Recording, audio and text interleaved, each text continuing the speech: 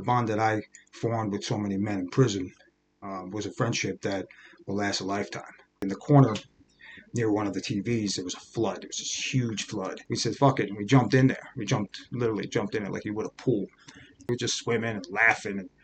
You don't laugh much in prison. I mean, it's not much to laugh at. But at that moment, we were truly free.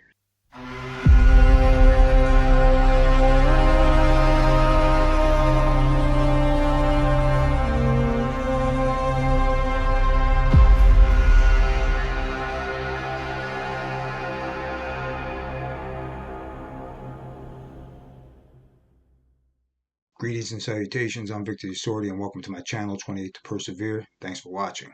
At the end of this video, smash that like button and subscribe if you haven't already. It's all very much appreciated. In today's video, I'm going to talk about a question that I'm asked quite often. Is it possible to make friends in prison? And the answer, without a doubt, is yes. I mean, I can speak from experience and knowing that when you go to prison, you're not going out there looking for friendship, that's for sure. It's not a social club by any stretch of the imagination. But what you do is you form a bond with these men because you're both, all of you, are in a foxhole. I mean, you're in the battle. You're deep in the shit. And there's a bond that's forming that is remarkable in the sense of what you're contending with and what you're going through together. My closest friends, people that I don't even consider friends anymore, they're basically my brothers, were formed while I was in prison. Those bonds of trust, loyalty, commitment, devotion to something greater than yourself, survival. You're literally looking out for the next man because you never know what's going to pop off and when it's going to pop off and who it's going to pop off on. So you have each other's back in prison. Where I was and where I spent the vast majority of my time in the Auburn Correctional Facility, it was a violent place in every stretch of the word. And you never knew at a drop of a dime what would happen or how it would pop off or who was going to be subjected to the violence that was going to unfold before you or onto you. The bond that I formed with so many men in prison was a friendship that will last a lifetime. A lot of the men that I knew are now still currently incarcerated, and a lot of men have gotten out, and we've reached out, touched base with one another. It's a brotherhood. It's unlike a simple friend that you meet across the street. It's forged in blood, literally, and pain, struggle, and suffering. And there's many aspects of this word friendship. Prison, as I stated earlier, it's a harsh place in every sense of the word, which goes without saying. And making friends isn't something that someone would do or think about, but you create a trust based on how you hold yourself, the loyalty you show, what you're willing to hold down, and what you're willing to do for the next person in the sense of survival and to help them by helping yourself also. I learned quickly in order for me to survive and understand my environment, I had to understand the men around me, where they stood, what they gave their loyalties to and to whom. And I had to understand to navigate this world that I had to also conform to a large extent to the world. And understanding the psychology of the people around me was also understanding how the environment itself played out. I knew when things were going to pop off or when they weren't going to pop off. I kind of was in the know of what gang was fighting what gang and what for. I'd like to be abreast of what was happening around me for survival purposes so that I could avoid it at all costs and do what was necessary for me to do to survive that day in particular and then moving forward. And the men I was associated with, the ones I got closest to, were also of the mindset to stay away from the bullshit. I tried to avoid junkies as best I could because I understood the emotional and physical toil that would pay on their mind and body and everyone else around them for the powers they gave to the elements around them. So I wasn't really close to many, though I knew a lot. And I tried to help them the best I could to get away from that type of choices that were going down a dark road and which would obviously lead to their destruction sooner or later at their own hands or others. So, I understood that. Most of the men that I were closest to were men that were focused on either working out, wanted to engage in sports. I loved football, as I still do, and watching the games. And I formed a trust with so many men, a bond watching the games. So we would spend countless hours in the yards, rain, sleet, shine, it didn't matter. Snowstorms, we would sit there watching football on Sundays and Saturdays, mainly Giant games. We're all Giant fans. We watch all of the NFL. college football in particular. We loved watching the games. There was a lot of guys that we formed a trust watching the games together around the sports TV. Guys that I spent years with. We look forward to Saturday, Sunday, just going outside for a few hours. Obviously, we could spend countless hours outside. It was limited, but when we got ourselves around the sports TV, we'd watch the games and try the best we could to enjoy ourselves. I know it's hard for anyone to comprehend that, but it was our way of zoning out and tuning out the world around me. And things would also pop off around us. Guys would fight or whatever the case may be. It was prison, so you had the power trips and those who wanted Bogart and to hold down the TV or want to change the channel. And there was issues that would develop periodically and fights that would unfold. To try to watch something you wanted on television. The sports TV is usually sports TV. They got TVs designated in the yards for certain things. And I wasn't a TV junkie by any sense of the word, but I did enjoy sports and football in particular in UFC, and we would watch them periodically in the yards. So I formed a trust and bond with a lot of guys there. I had the guys on the courts, the sitting courts, and the weight pile. The men in particular on the weight pile. There was a brotherhood for through years and years, and that's something that's you cannot quantify in mere words the strength and loyalty that we forged together once we dealt with what we dealt with, dealing with the world around us. But friendship is something that is a very powerful word, and I don't you just throw it out there loosely, especially in this environment. But there were times levity. I mean, levity was a big factor, joking, dark humor, to get through the hardships and the bullshit of the toil that we faced each day. And people in particular always think it's 3 meals a day, three hots in a cot. Prisoners got it made in the shade, and it's an easy grind. That's furthest from the reality. And it's interesting because I hear comments periodically. People say prisoners deserve what they get. They're all the scum of the earth, basically. They shouldn't have broke the law, and the law won, and here we go. And now you face the consequence of your action. And true, the vast majority of men that do break the law willfully will face the consequences of their actions in the harsh setting of the prison environment. But it's also true that a lot of men get in there unjustifiably, and the torture that unfolds while incarcerated is something that needs to be addressed and needs to be spoken of, because the reality is the vast majority of men that go to prison will eventually be released back into society. And the very society that promotes this utter indifference has to contend with these individuals once they're released. And then they wonder why the recidivism rate is so high, because prisoners feel complete and utter lack of empathy. And so they then feel apathetic as those that showed that complete indifference. And the reality is they look at society as giving up on them, which then in hindsight they basically give up on themselves, and as far as conforming to the reality of life beyond the wall. I understood this. I understood this really well. And now, seeing certain comments, certain people saying things in jest, it's very nearsighted. And the reality is it's very, very important to maintain a sense of proper perspective and a broader view of things, seeing what and how people are affected by life in prison and the torture they go through. And I knew this, I saw firsthand, being subjected to it myself on a psychological and physical level, and then seeing what happened to the men that I was closest to while incarcerated, and the friendships that were forged through this suffering. There's nothing that forges strength and loyalty more than struggle. Struggle defines a person and how they respond to it. The people that struggle alongside them is a brotherhood that is forged through that blood and that pain, and it's unbreakable and cannot be, like I said earlier, quantified in mere words. But the reality of life in prison and certain forms of levity that we would engage into, bantering back and forth and joking and try to make light of horrific shit that would pop off among us. As I said, there's dark humor, in the darkness of the environment we lived in. Most people would think it was probably cruelty, but it's actually just us trying to find some sort of levity, just some sort of calming within the storm in our brains. And we like sports, we like watching the games, and some of my fondest memories, obviously, of watching football, the Giants when they won the Super Bowls, and while I was incarcerated, and watching that with some of the fellas, and really tried to enjoy ourselves, under such circumstances. But there's one incident in particular I always find funny to reiterate.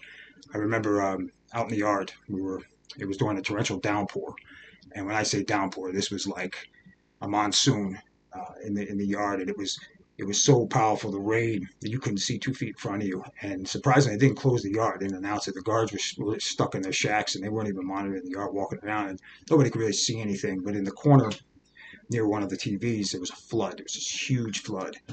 And I mean, when I say flood, I'm not talking about little pond. A group of us were watching it, seeing it, just the water. There was something clogged up. I mean, who knows? It was a sewage backup, or who the hell knows what it was? It was near the trash cans. It was the water was disgusting. I mean, it just kept getting higher and higher near the sports TV. And it was in a corner, and the yard was the way the asphalt was paved. There was divots everywhere, so it was literally flooded out. It looked like almost like a pool. And me and another guy, a good buddy of mine, we're 2 lunatics. We were early 20s, and we said, "Fuck it," and we jumped in there. Literally jumped in it like you would a pool, and we were swimming around in this muck, and there was guys laughing and people watching us. There's 2 lunatics, both young guys, and just you know, it's it's hard to truly express the type of freedom that we felt at that moment. I mean, there was nobody else around us. We were just swimming and laughing, and you don't laugh much in prison. I mean, it's not much to laugh at. But at that moment, we were truly free. I mean, we felt what it must feel like to be a free man, and just doing the simple thing of just swimming and running around. I mean, this thing was like a little pond. And yeah, I remember it. We got out of there, and the guards then finally got out of the shacks, and they did the sirens basically to get everybody to get the hell out of there and go back inside. And they shut the yard down. But I'll never forget that moment, that experience. I mean, it was pure levity. I mean, it was hilarious in the sense that we decided screw it. We're going through what we're going through, and we're seeing what we're seeing, and we both had the similar mind, like let's just jump in the water and swim around this muck and sewage.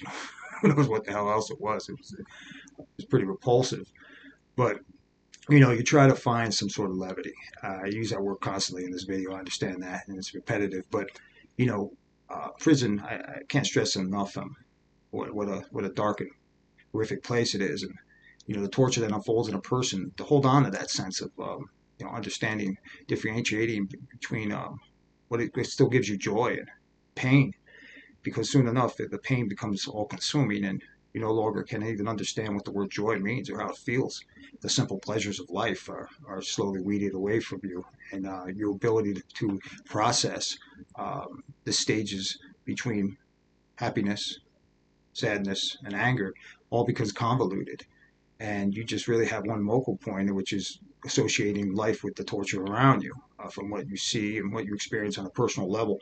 So I was always trying to find a little peace of mind or something that would give me that type of balance. And a lot of the guys that I was with, people go through what they go through, and the things you share on a personal level, the intimate details of their lives and things they went through. It could be their crime or the suffering their families enduring alongside them. And as I stated earlier, some people may or may not care, may be indifferent to anything that this video presents, and that's okay. Everybody's entitled to their own opinions and judgments and perspectives on reality. But the harsh reality, the tortures of prison, and trying to find levity and to keep that sanity is a real thing. And a lot of guys that are incapable of doing that, they are led astray by the struggle, and they fall victim to the bitterness and the discontent and the anger and the hatred that's unfolding all around them every day, directed at them, and then the indifference.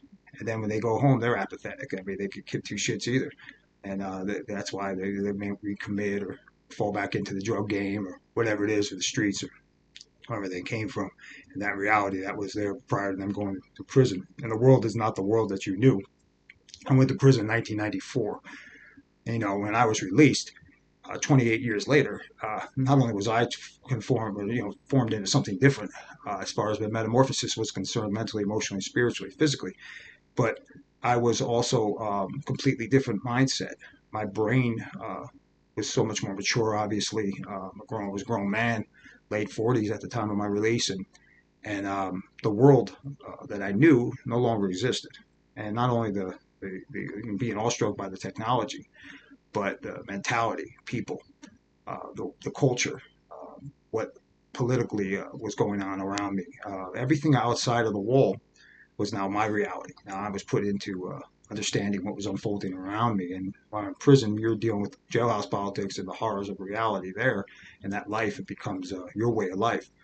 And the people you're dealing it with, your people that you're closest to, they also conform to that reality, and the ones that don't are basically destroyed by it.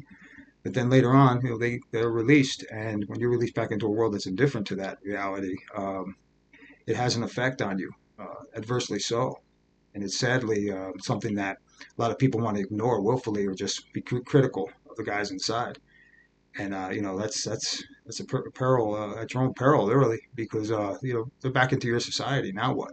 I mean, you're not going to help them conform and adapt, and you give them a job hiring. I mean, that's been a real problem with me trying to find employment since my release, and I believe it's obviously due to the nature of the crime on the paper, not really knowing me or having a chance to have an interview.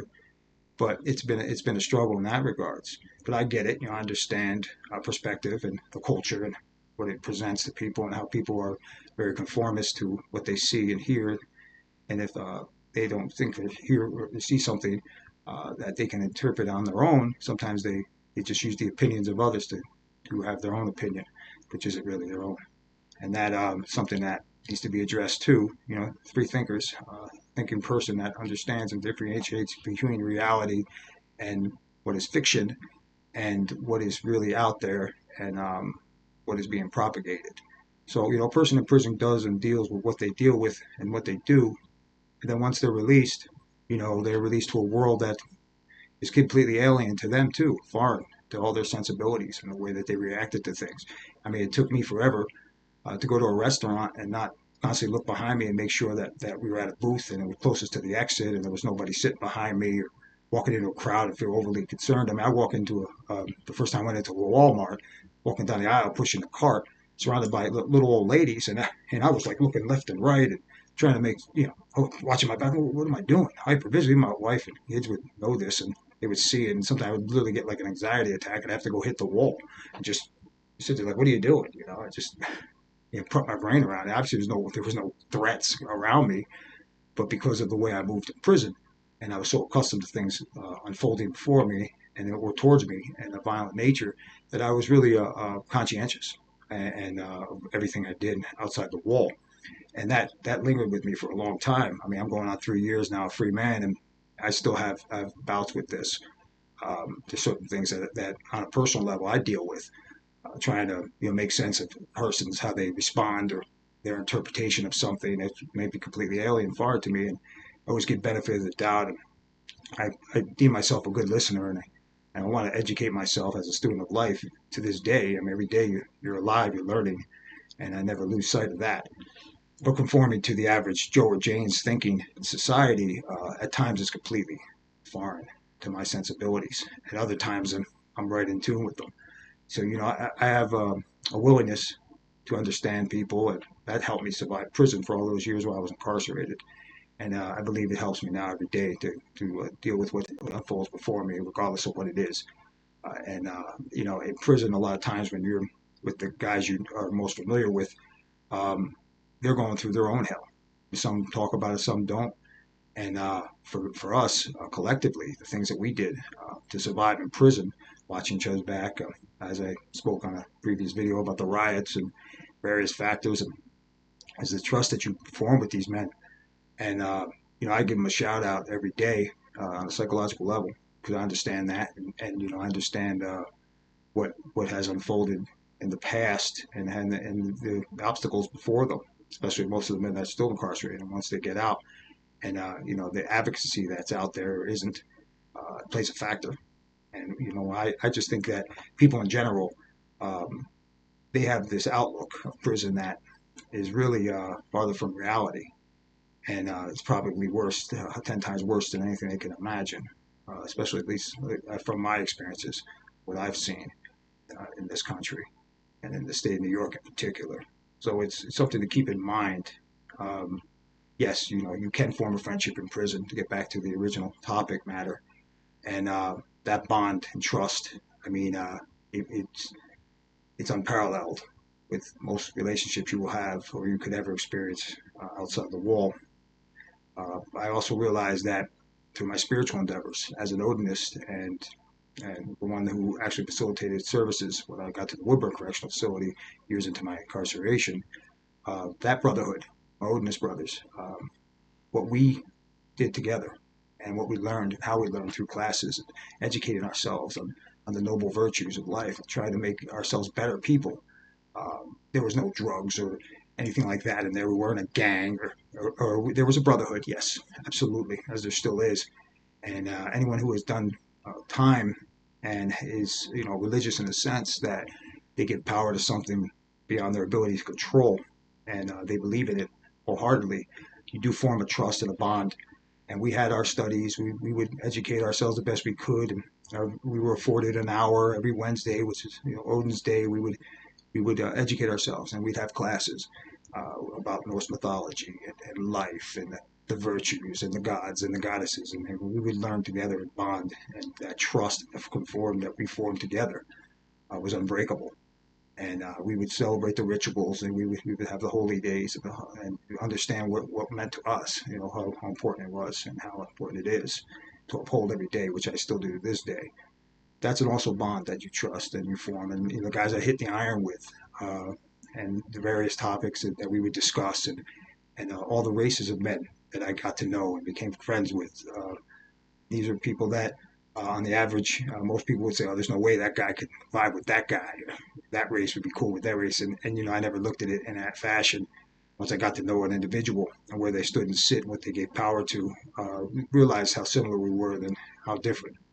And that's the reality of life, really. Once you open that door with someone that you think is completely foreign to you or your sensibilities, or alien to your beliefs, actually has a very similar nature to you. Once you get to know them a little bit, understand where they came from, how they were brought up, what they went through, what they chose to go through, their life experiences. But I met so many different people in prison. A lot of stand-up individuals, a lot of pure evil motherfuckers. That you stayed away from. It. I call them the dark forces of nature. There was many of that in there too. Don't get me mistaken, by any stretch of the imagination. And I was able to differentiate not early in my incarceration as a child, but soon enough, from trial and error and experience, who was who. And you deal with that to a large extent. I saw what would happen to the child molesters and the rapists and anyone who would violate children or women in that fashion. Uh, they got their comeuppance, and that reality was also something that I bore witness to quite often. And a lot of the friends I had, as we would watch each other's back, and we would move in the yards, um, we built a trust that understood that the environment itself, uh, formulates a certain level of tension, and it's palpable. So you would try to break that tension. So when we would get together, we would just try to zone out on other things, talk about other topics. It could be something that totally unrelated to the world around me. Prisoners don't always want to talk about prison. Even now, it's hard for me at times to talk about prison. But we tried to make levity of it, and talk about our families too. The ones that you would share this with. I wouldn't share my personal life with too many people, except those closest to me, because you never really truly know what the intentions of others are unless you truly know them. And how many people in your life can you honestly say you truly know? I mean, honestly. So I got to know people that I live with 24/7, blood, sweat, and tears. And, it's an amazing thing. It really, truly is. Thanks for watching. Until next time, go with the gods and persevere.